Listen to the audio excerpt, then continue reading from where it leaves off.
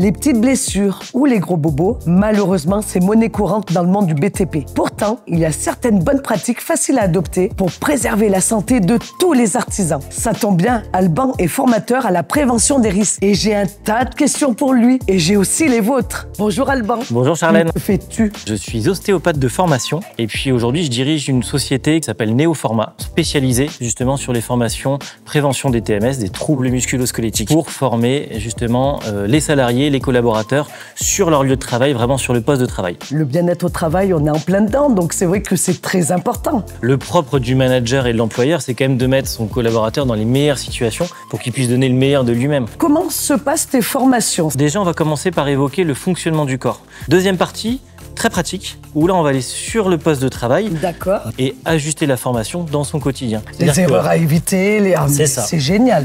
Mais pas de façon générique. Donc on va partir des grands principes d'ergonomie pour aller vraiment centrer jusqu'au métier. Et est-ce que tu as des statistiques d'après-formation? En fait, on a fait un projet pilote sur une centaine de centres et sur les 100 centres qui ont été formés, il y a eu une diminution de 68% des accidents de travail 68%. Liés au TMS, liés aux troubles musculo-squelettiques.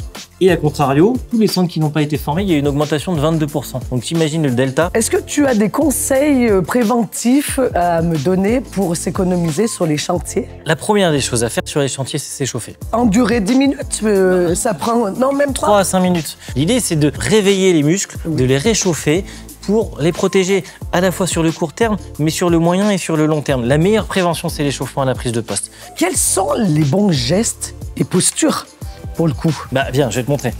Explique-moi tout. Alors attention, avant de porter, faut s'échauffer. On fait des mouvements de la tête aux pieds, on commence par les cervicales et on fait d'abord des oui. Une fois qu'on a fait les oui, on fait les non. Et ben voilà. Et là, on a échauffé les cervicales. On va faire les épaules, on descend. Oui. Ah, mais tu sais que ça fait du bien. Bah oui, ça fait du bien. Ensuite, on va faire les coudes. Là, et ça, 10 répétitions. Et puis l'autre côté. Ensuite, on vient joindre les mains.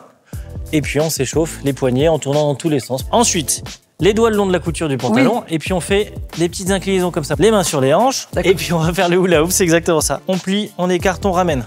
Voilà. Oh bah ça va, c'est facile. On va faire des petites génuflexions comme ça. Maintenant que tu commences à être bien échauffé.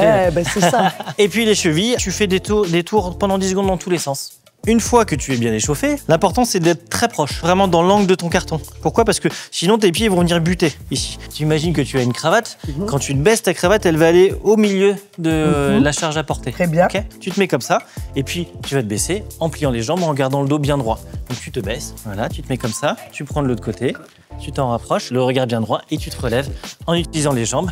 Et après, tu fais vraiment corps avec tout ça. Et pour le reposer, bah pareil, à l'envers. Exactement. Merci Alban. Je t'embarque avec moi, on va aller sur un chantier, comme ça tu feras voir plein de petites astuces. Allez. Allez.